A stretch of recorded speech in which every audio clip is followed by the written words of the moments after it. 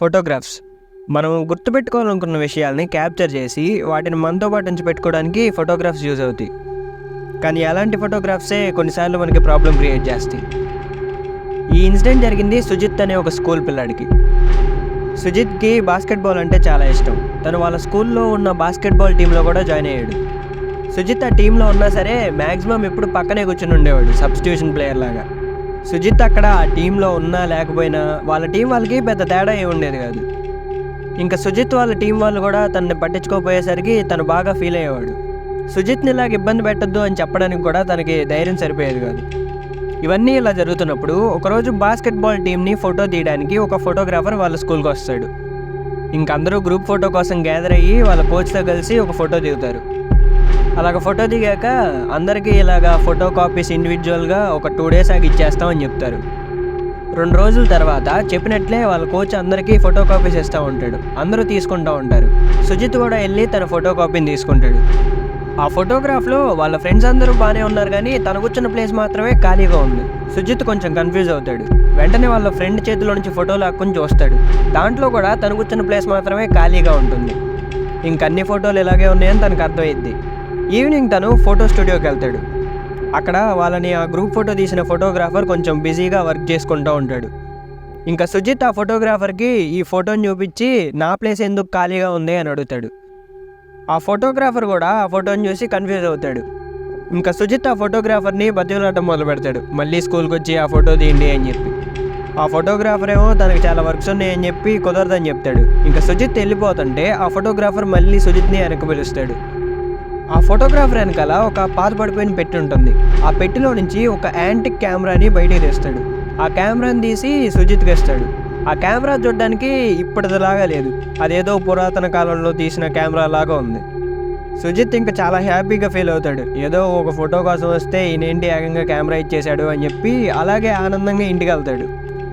అలాగే సుజిత్ ఇంటికి వెళ్ళిపోయాక చాలా బాగుందని చెప్పి ఆ కెమెరానే చూస్తూ ఉంటాడు. అలా చూస్తున్నప్పుడు పొరపాటుగా క్యాప్చర్ బటన్ని క్లిక్ చేస్తాడు. ఆ క్యాప్చర్ బటన్ని క్లిక్ చేయగానే ఒక ఫ్లాష్ వస్తుంది. అలాగా ఫోటో క్లిక్ చేసిన వెంటనే కింద నుంచి ఫోటో బయటకు వస్తుంది. ఆ ఫోటోలో ఒక అబ్బాయి టీషర్ట్ వేసుకుని ఉంటాడు. ఆ టీషర్ట్ కూడా షోల్డర్ మీద చినిగిపోయినట్టు ఉంటుంది. అయితే ఇది అంతకుముందు కెమెరాలో తీసిన పాత ఫోటో ఏమో అని చెప్పి సుజిత్ అనుకుంటాడు. ఆ కెమెరా తీసుకుని తన రూమ్లోకి నడుస్తూ ఉంటాడు. అలా వెళ్తున్నప్పుడు ఒక మేకుకు పట్టుకుని తన టీషర్ట్ రైట్ సైడ్ షోల్డర్ మీద చినిగిపోతుంది. ఇప్పుడు చూస్తే సేమ్ ఆ ఫోటోలో ఉన్నట్టే ఈ షోల్డర్ మీద కూడా చినిగిపోయి ఉంటుంది. ఎలాగైతే ఆ ఫోటోలో ఉందో సేమ్ అలాగే. ఇంతలో సుజిత్ వాళ్ళ చెల్లి కూడా ఆ రూమ్లోకి ఎంటర్ అవుతూ ఉంటుంది. అలాగే వాళ్ళ చెల్లి వైపు చూస్తా మళ్ళీ ఆ క్యాప్చర్ బటన్ని నొక్కుతాడు. ఈసారి ఆ కెమెరా ఒక టేబుల్ మీద ఉన్న ఫ్లవర్ వాజ్ని ఫోటో తీస్తుంది. సుజిత్ వాళ్ళ చెల్లి ఆ రూమ్లోకి వచ్చేటప్పుడు ఆ టేబుల్ మీద ఉన్న ఫ్లవర్ వాజ్ తన భుజంకి తగిలి కింద పడిపోతుంది. ఆ ఫ్లవర్ వాజ్ ఇంకా పగిలిపోయింది. చూసి నడవాలి కదా అని సుజిత్ వాళ్ళ చెల్లి మీద అరుస్తాడు. ఆహా, నువ్వు నేనే మాట్లాడుకోవాలి దీని గురించి అని సుజిత్ వాళ్ళ చెల్లి చినిగిపోయిన తన టీషర్ట్ వైపు చూస్తుంది. సర్లే, నీకు చెప్పడం నాది బుద్ధి తక్కువ అని చెప్పి సుజిత్ అక్కడి నుంచి వెళ్ళిపోతాడు. అలా వెళ్తున్నప్పుడు ఆ కెమెరాలో నుంచి ఇంకో ఫోటో బయటకు వస్తుంది. ఆ ఫోటోలో ఆ ఫ్లవర్ వాజ్ పగిలిపోయి ఉంటుంది. కానీ సుజిత్ ఫోటో తీసినప్పుడు మాత్రం ఆ ఫ్లవర్ వాజ్ ఆ టేబుల్ మీదే ఉంది. సుజిత్కి ఏం అర్థం కాదు. ఇంకా ఈ కెమెరా వాడడం అంత మంచిది కాదులే అని చెప్పి ఆ కెమెరాని తన కబోర్డ్లో పెట్టేసి లాక్ చేస్తాడు. ఇంక రోజులాగానే తర్వాత రోజు కూడా స్కూల్కి వెళ్తాడు. స్కూల్లో బాస్కెట్బాల్ ఆడేశాక తను లాకర్ దగ్గరకు వస్తాడు. లాకర్ దగ్గర తన డ్రెస్ చేంజ్ చేసుకోవడానికి డ్రెస్ తీస్తూ ఉంటాడు. అలాగే తను లాకర్లో చూస్తే ఆ కెమెరా అక్కడే ఉంటుంది. సుజిత్ ఆ కెమెరా అక్కడ ఉండడం చూసి షాక్ అవుతాడు. సుజిత్ అలా ఆ కెమెరాని చూసి భయపడుతున్నప్పుడే ప్రదీప్ అనే ఒక అతను సుజిత్ దగ్గరకు వస్తాడు. ప్రదీప్ స్కూల్లో అందరినీ ఏడిపిస్తూ ఉంటాడు.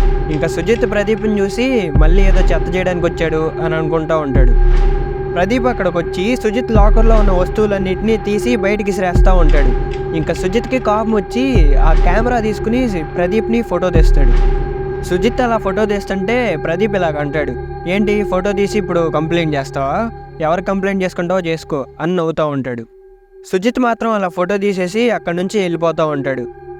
ఆ కెమెరాతో ఫోటో తీస్తే ఆ ఫోటోలో ఉన్న వాళ్ళకి ఏదో ఒకటి చెడు జరుగుతుందని సుజిత్కి తెలుసు కాబట్టి సుజిత్ సైలెంట్గా అక్కడి నుంచి వెళ్ళిపోతాడు. సుజిత్ అలాగా స్కూల్లో నుంచి బయటకు వచ్చాక ఆ ఫోటోని చూస్తాడు. ఆ ఫోటోలో ప్రదీప్ మీద వస్తువులు పెట్టుకునే లాకర్ పడిపోయినట్టు ఉంటుంది. ఇంకా సుజిత్ నవ్వుకుంటూ ఇంటికి వెళ్ళిపోతాడు. తర్వాత రోజు తను స్కూల్కి వస్తే ప్రదీప్ స్కూల్లో కనపడడు. ఇంకా తర్వాత సుజిత్కి తెలుస్తుంది నైట్ నిజంగానే ప్రదీప్ మీద లాకర్ పడిపోయి తన కాలు ఫ్రాక్చర్ అయిందని. ఇంకా ఆ రోజు నుంచి సుజిత్ చాలా హ్యాపీ ఫీల్ అయ్యాడు. తనకేదో తెలియని కొత్త పవర్ వచ్చేసినట్టు తను ఫీల్ అవుతున్నాడు. సుజిత్కి ఎవరితో అయినా ప్రాబ్లం ఉంటే తను వాళ్ళతో మాట్లాడక్కర్లేదు, గొడవపడక్కర్లేదు. సింపుల్గా ఆ కెమెరా తీసుకుని ఒక ఫోటో తీసేవాడు. ఇలా కొన్ని రోజులు అయ్యాక తను ఆ కెమెరాని చూస్తూ ఉంటాడు. వాళ్ళ చెల్లి సుజిత్ దగ్గరకు వస్తుంది. ఇంకా సుజిత్ వాళ్ళ చెల్లి ఇలా అంటుంది, ఏంట్రోయ్ కొన్ని రోజుల నుంచి చూస్తున్నాను, ఎప్పుడు చూసినా ఆ కెమెరాని పట్టుకునే తిరుగుతున్నావు, చూసి మురిసిపోతున్నావు, ఏంటి సంగతి అని అడుగుతుంది. ఇంకా ఆ కెమెరా గురించి మొత్తం చెప్తాడు సుజిత్ వాళ్ళ చెల్లికి. సుజిత్ వాళ్ళ చెల్లి మాత్రం తనను నమ్మదు. వినేవాడుంటే ఎన్నైనా చెబుతారా నువ్వు అని అక్కడి నుంచి వెళ్ళిపోతుంది.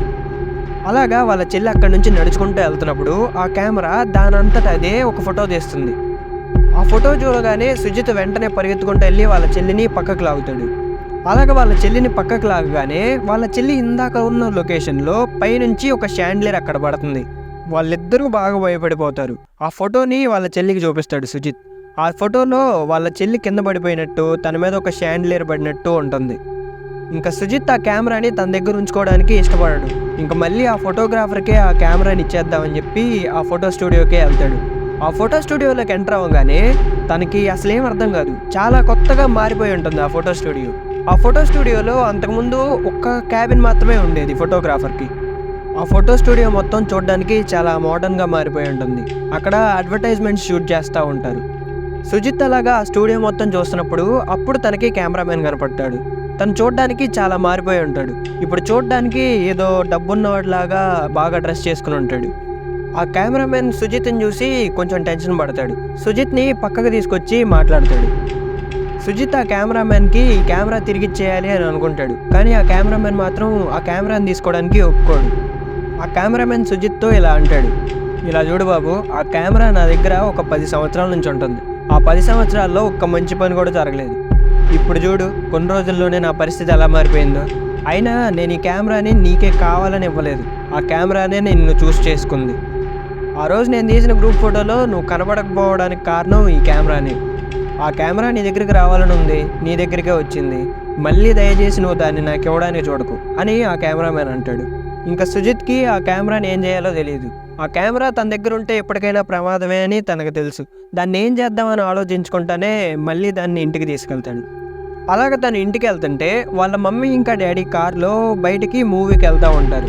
అలా వెళ్తున్నప్పుడే ఆ కెమెరా మళ్ళీ ఫోటో తీస్తుంది. ఇంకా సుజిత్ బాగా టెన్షన్ అయిపోయి వాళ్ళని ఆపడానికి వాళ్ళ దగ్గర పరిగెత్తుకుంటూ వెళ్తాడు. అలా వెళ్ళే లోపలే ఆ కార్ అక్కడి నుంచి వెళ్ళిపోతుంది. ఇంకా సుజిత్ ఆ కెమెరాలో నుంచి బయటకు వచ్చిన ఫోటోని చూస్తాడు. ఆ ఫోటోలో వాళ్ళ మమ్మీ డాడీ వెళ్ళిన కార్ యాక్సిడెంట్ అయినట్టు ఉంటుంది. ఇంకా సుజిత్ తొందరగా వాళ్ళ ఇంట్లోకి వెళ్ళిపోయి వాళ్ళ చెల్లికి జరిగిందంతా చెప్తాడు. ఇంకా సుజిత్ ఇంకా వాళ్ళ చెల్లి వాళ్ళ పేరెంట్స్కి కాల్ చేయడానికి ట్రై చేస్తారు. కానీ ఎంత కాల్ చేసినా సరే వాళ్ళ పేరెంట్స్ లిఫ్ట్ చేయరు.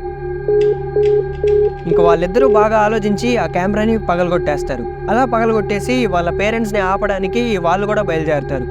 అలా ఇంటి నుండి బయటికి నడుస్తుంటే మళ్ళీ వాళ్ళ ముందు ఆ కెమెరా కనపడుతుంది. వాళ్ళకి ఇంకేం చేయాలో అర్థం కాదు. అప్పుడే సుజిత్ వాళ్ళ చెల్లికి ఒక ఐడియా వస్తుంది. ఇంట్లో ఉన్న ఒక పెద్ద మిర్రర్ని తీసుకొచ్చి వాళ్ళ సోఫా ముందు పెడతారు. ఆ సోఫాకి అద్దంకి మధ్యలో ఆ కెమెరాని పెడతారు.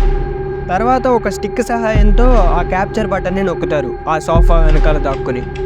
ఆ కెమెరా ఫోటో తీశాక వెంటనే ఆ కెమెరాల నుంచి పొగలు రావడం మొదలవుతాయి. అలాగా ఆ కెమెరాకి మంటలు అనుకుని అక్కడికక్కడే అది కాలిపోతుంది. ఆ కెమెరా కాలిపోగానే వాళ్ళ పేరెంట్స్ నుంచి కూడా వాళ్ళకి కాల్ వస్తుంది. వాళ్ళు ఇప్పుడే ఏదో ఒక పెద్ద యాక్సిడెంట్ నుంచి తప్పించుకున్నామని వాళ్ళకి చెప్తారు. ఇంకా సుజిత్ ఇంకా వాళ్ళ చెల్లి చాలా హ్యాపీ ఫీల్ అవుతారు. ఇంక ఇదంతా అయిపోయింది అనుకుని వాళ్ళు నార్మల్ అయిపోతారు. కానీ వాళ్ళకి తెలియదు ఏంటంటే ఆ కెమెరా మీద ఉండాల్సిన ఒక సింబల్ ఇప్పుడు ఆ మిర్రర్ మీదకి వచ్చింది. అంటే కెమెరాలో ఉన్న ఆ స్పిరిట్ ఇప్పుడు మిర్రర్లో ఉంది.